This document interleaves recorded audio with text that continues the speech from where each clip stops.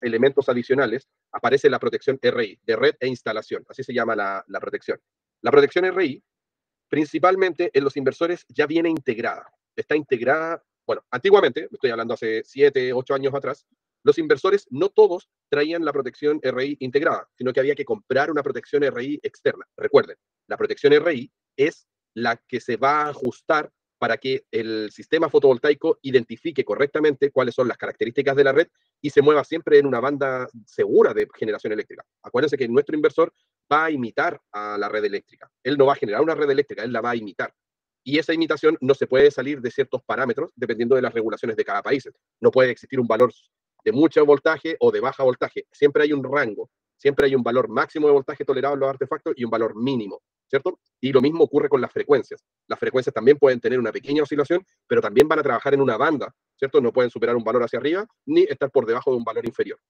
Entonces, la protección RI, en el fondo, es a la que se le va a configurar esos valores que están establecidos por normas en cada uno de los países, se le configura para que el inversor detecte, ¿cierto? O se desconecte, más bien dicho, cuando tú te salgas de esas bandas, ¿ya? Si se disparó el voltaje, sea cual sea el motivo, si se disparó el voltaje y superas este valor, ¿cierto? Estas bandas de trabajo normalizadas, entonces la protección RI va a decirle al inversor que se desconecte instantáneamente.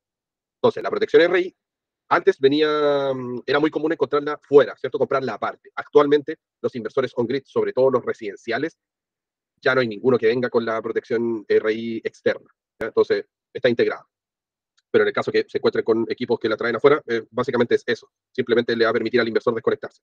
Ahora, también existen obligaciones de conectar la protección RI cuando, por ejemplo, acá en Chile se superan los 100 kilowatts de potencia.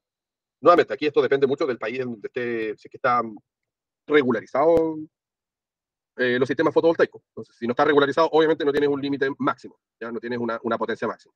Pero, por ejemplo, acá en Chile, si tú tienes un sistema fotovoltaico que es superior a 100 kilowatts de potencia, entonces te van a obligar a colocar una protección RI centralizada, indistintamente de si el inversor ya trae su propia protección RI integrada, que es lo más probable. Entonces, sí te van a pedir, de todas maneras, una redundancia, ¿ya? Y la protección RI se conecta tal cual como se ve aquí en el diagrama. Acá tenemos la protección RI, voy a agrandar un poquito acá, ¿cierto? Ahí tenemos la protección RI, que por un lado está censando, ¿cierto? La energía, la inyección perdón, está censando las características del voltaje y de la frecuencia desde el alimentador, ¿verdad? Está justo ahí después del empalme y está todo el tiempo testeando que el valor se mantenga dentro de los parámetros establecidos y cuando se sale de los valores que están configurados en la protección, entonces viene y actúa sobre un relé de acoplamiento, un relé de acoplamiento adicional, por supuesto, y que desconecta todo el sistema de generación.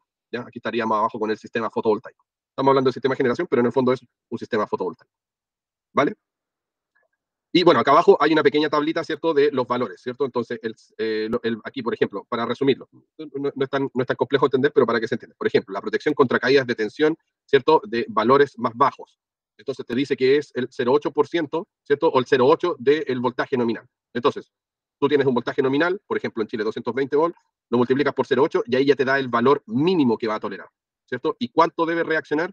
Por debajo de los 100 milisegundos, ¿ya? Ese es el ajuste que debe tener, ¿ya? Y lo mismo con la frecuencia, ¿eh? Acá en Chile son 50 Hz. Entonces, la mínima frecuencia que toleraría el equipo, de acuerdo a la configuración y de acuerdo a lo establecido en las normas eléctricas en Chile, es de 47,5. Si la frecuencia por algún motivo está por debajo de ese valor, el equipo simplemente lo único que va a hacer es reaccionar y desconectarse inmediatamente. O sea, la protección le va a decir al relé que desconecte el inversor instantáneamente.